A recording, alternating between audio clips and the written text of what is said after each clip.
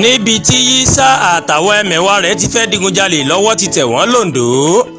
ọwọ́ pálábá ọkùnrin ẹni ọdún 37 kan Yakubu Yísà mà ti ségi o pẹ̀lú bí wọ́n ṣe mú un lásìkò tí òun àtàwọn ẹgbẹ́ rẹ̀ kan tí wọ́n gbìyànjú láti digunja àwọn èèyàn kan lólè ládùúgbò Sùúrùlérè nílùú Ondo níjọba ìbílẹ̀ ìwọ̀ oòrùn Ondo mọ̀ ni.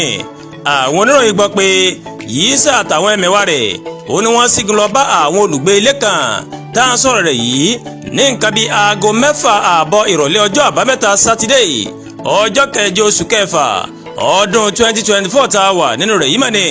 òun nìkan ni wọ́n ló kọ́kọ́ wọnú ilé lọ bá àwọn èèyàn ọ̀hún nígbà táwọn yòókù rẹ̀ sì wà níta. àmọ́ bó ṣe ń wọlé lẹ́nìkan ti rí i pẹ̀lú ìbọn tó mú lọ́wọ́ tó sì tètè ta àwọn aráalé lólobó. àwọn èèyàn ọ̀hún sọ kàákìn wọ́n sì yí ògbólógbòó adigunjalè náà po ni wọ́n bá gba ìbọn lọ́wọ́ rẹ̀.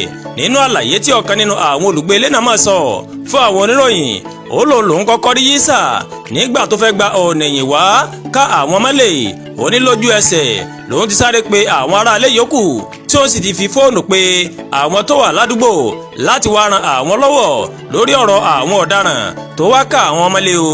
ó ní ibi táwọn ti ṣùrùbò ní ìbọwọ́ rẹ̀ ti jábọ̀ léyìí tó fún àwọn láǹfààní àti rímù ṣùgbọ́n táwọn ẹgbẹ́ rẹ̀ yòókù tí wọ́n ráyè sálọ ní tiwọn o.